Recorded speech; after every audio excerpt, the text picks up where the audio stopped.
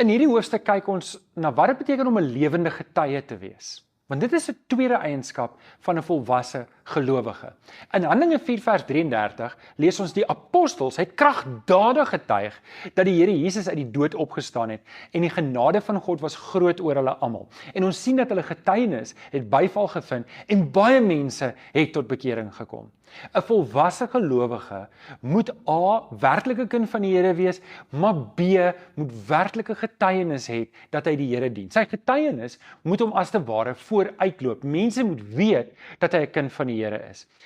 Hoe getuig 'n mens? Wel, die eerste manier hoe ek getuig is deur my leefstyl. In Filippense 2 vers 15 lees ons: sorg dat julle bo verdenking bly, staan en opreg is, onberispelike kinders van God, te midde van ontaarde en korrupte mense, tree onder hulle op as ligdraers in hierdie wêreld. Hoor wat sê die vers? Paulus sê, my en jou leefstyl moet so wees, dit maak nie saak waar ek is nie. Is ek by die skool, is ek by die werk, is ek by die universiteit, is ek by die huis, daar waar ander mense my kan sien, gelowiges of ongelowiges, moet almal kan sien dat ek werklik 'n kind van die Here is en my geloof ernstig opneem.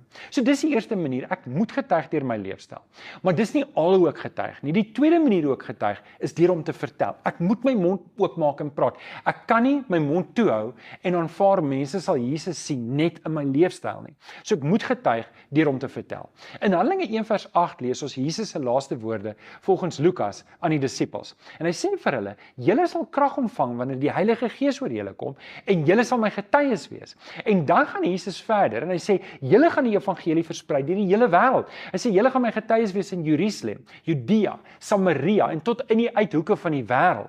Nou dis Jesus se woorde vir die disippels. Nou, hy wil nie hê ons moet na Jerusalem toe gaan en van daar af die evangelie begin verkondig nie, maar ons moet die ekwivalent daarvan vat in ons eie plek.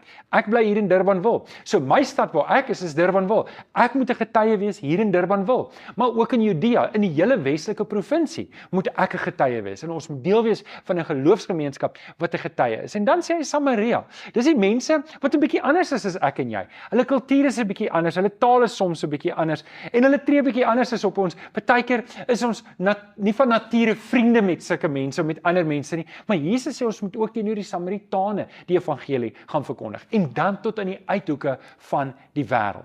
Nou, waarom is dit noodsaaklik om te vertel? Want ek het baie mense al gehoor sê, maar ek leef Jesus uit. Ek sal Jesus uitleef, maar ek kan nie met mense praat nie. Maar dis gevaarlik om so 'n standpunt in te neem, want dit beteken dat mense moet kyk na jou en Jesus in jou leefstyl sien.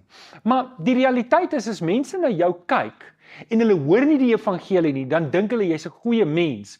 En niemand kan tot bekering kom omdat hulle dink jy's 'n goeie mens nie. Die mense moet weet, wat het in jou lewe gebeur? Hoekom is jy anders? Hoekom leef jy die lewe wat jy leef? En daarom moet ek en jy ons mond oopmaak, want niemand kan Jesus leer ken deur my en deur jou mooi leefstyl nie. Daarom, iemand moet gaan vertel en daardie iemand is ek en dit is jy.